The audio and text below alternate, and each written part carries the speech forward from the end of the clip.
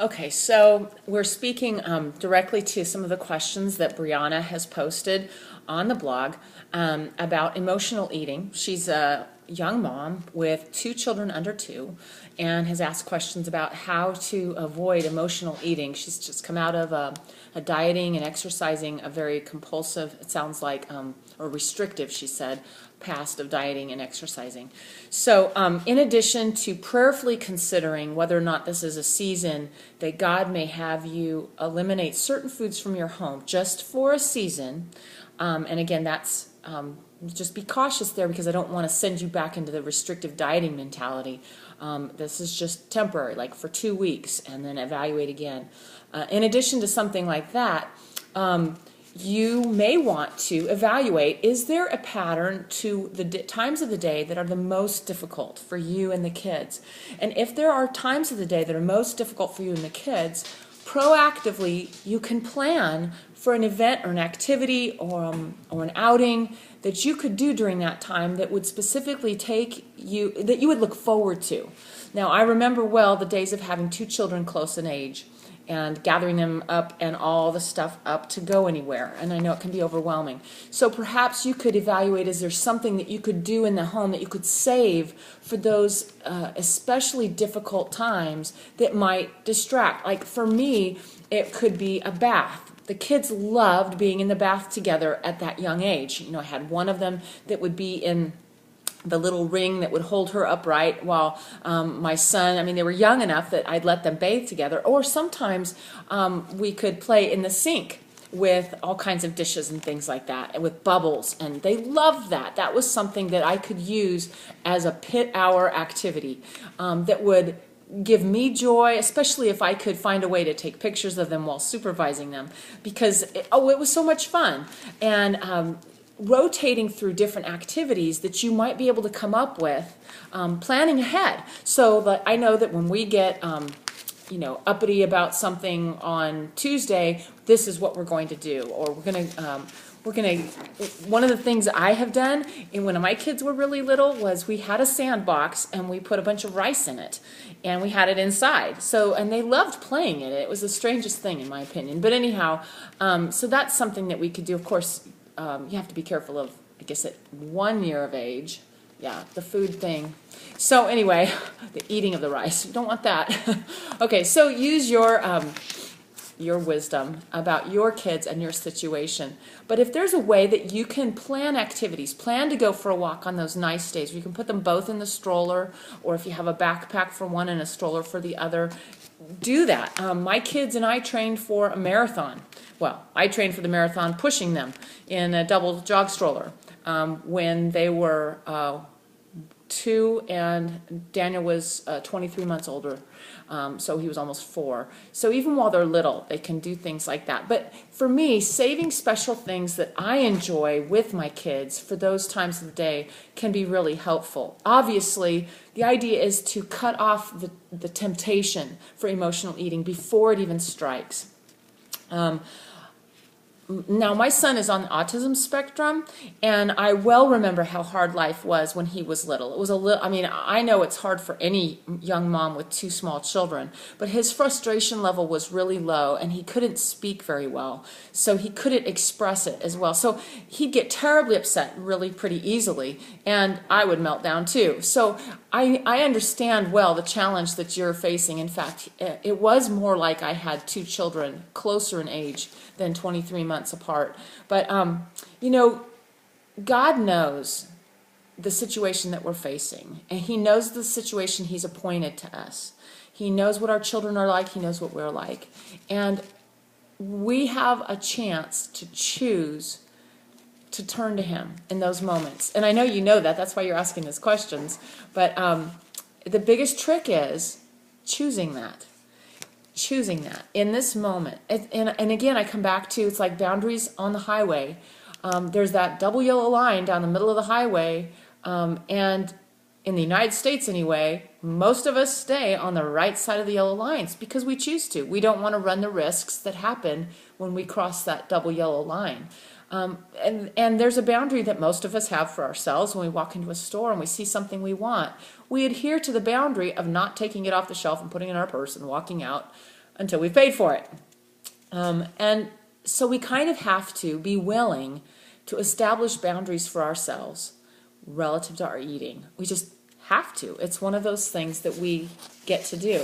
While we are free, and the boundaries aren't to be interpreted as rules or diet laws. We need to live as those who are free. But Titus chapter 2 points out to us that the same grace that brings us salvation also teaches us to say no to ungodliness. And so we can prayerfully set boundaries for ourselves and know that this is a good and godly thing. We don't need to be afraid of it, even though that may be our temptation or our tendency after being in a restrictive dieting situation. Okay, well, I personally find that for emotional eating especially, there are some tools that can help me to manage my way through.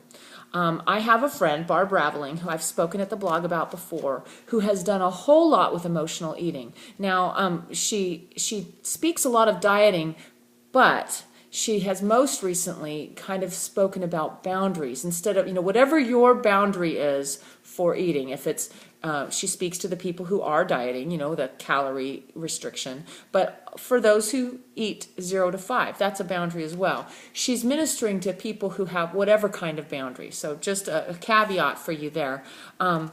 She has at her website, beyondthesinnersprayer.wordpress.com. And her website will be changing soon. I imagine she'll have a referral. But she teaches something called truth journaling, which I have used a lot, and I hope to speak more about that at my blog here in the days ahead. And that is a great tool. Additionally, she has an iTunes app for the iPod Touch and the iPhone and the iPad called I Deserve a Donut. And this is a great app. I think it's like $1.99 or $2.99, something like that. It might even be free by now. That helps tremendously with changing our thinking and renewing our minds. And Brianna, you could, in the moment when you are struggling with emotions that are luring you to food, you could pull out that app if you indeed do have an iPhone or an iPod or an iPad, and it would ask you questions. You would choose the emotion that you're feeling. It would ask you questions. I've spoken at this at my HeidiBylsma.com blog about this app specifically. I'll include that link here. And it asks questions that we can evaluate. Will eating actually help me in this moment? Will it make the emotions go away? Well, if we're honest, it's probably the answer to that is no. In fact, I might feel worse. I might feel better for a moment because I'm doing something pleasurable, eating. But afterwards, I'm going to feel worse. I'm going to return to my emotions about the situation that I was running from, and I'm also going to feel bad about the eating that I did. Okay, so and the questions will go on and have us actually pull apart.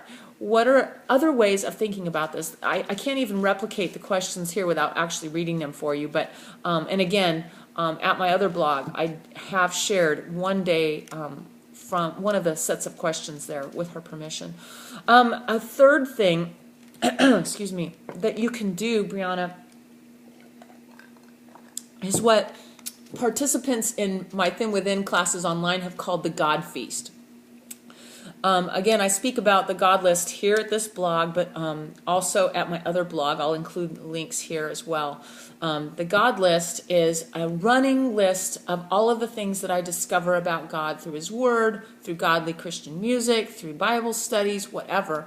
And then I can use it at any moment in time to praise my God. I can praise Him for His attributes. I can just read the list saying, God, you are. God, you are.